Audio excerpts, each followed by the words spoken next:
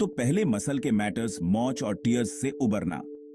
मांसपेशियों के अधिकांश खिंचाव कुछ हफ्तों के भीतर ठीक हो जाते हैं।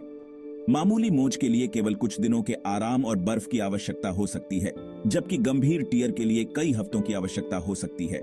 रक्त प्रवाह को बढ़ावा देने और लचीलापन बहाल करने के लिए धीरे धीरे कोमल स्ट्रेचिंग और हल्के व्यायाम शुरू किए जा सकते हैं। दूसरा महत्वपूर्ण भाग, टेंडन का टफनेस, शरीर की रस्सियों से उबरना। टेंडन सख्त डोरियां जो मांसपेशियों को हड्डियों से जोड़ती हैं, शरीर की रस्सियों की तरह होती है, जो गति बनाने के लिए मांसपेशियों के संकुचन के बल को प्रसारित करती है।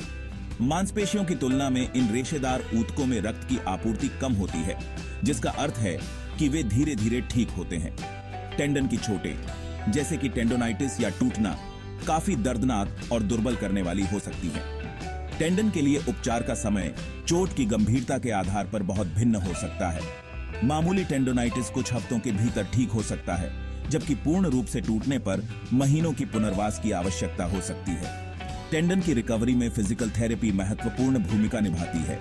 सही व्यायाम घायल टेंडन के आसपास की मांसपेशियों को मजबूत करने और लचीलापन में सुधार करने में मदद करते हैं। कुछ मामलों में आपका डॉक्टर टेंडन की सुरक्षा के लिए ब्रेस या स्प्लिंट के साथ स्थिरीकरण की सिफारिश कर सकता है। कुछ विटामिन से युक्त टेंडोइज नामक गोली भी डॉक्टर दे सकते हैं। हड्डियां हमारे शरीर का ढांचा है जो संरचना और सहारा प्रदान करती है। अपनी कठोर प्रकृति के बावजूद हड्डियों में फ्रैक्चर होने पर खुद को ठीक करने की अविश्वसनीय क्षमता होती है। जब कोई हड्डी टूटती है तो शरीर तुरंत टूटे हुए सिरों के चारों ओर रक्त का थक्का बना लेता है। यह थक्का नई हड्डी के निर्माण की नींव का काम करता है। अगले कुछ हफ्तों में इस थक्के को धीरे धीरे एक नरम कैलस से बदल दिया जाता है, जो अंततः एक बोनी कैलस में सख्त हो जाता है, जो फ्रैक्चर वाले सिरों के बीच की खाई को भरता है।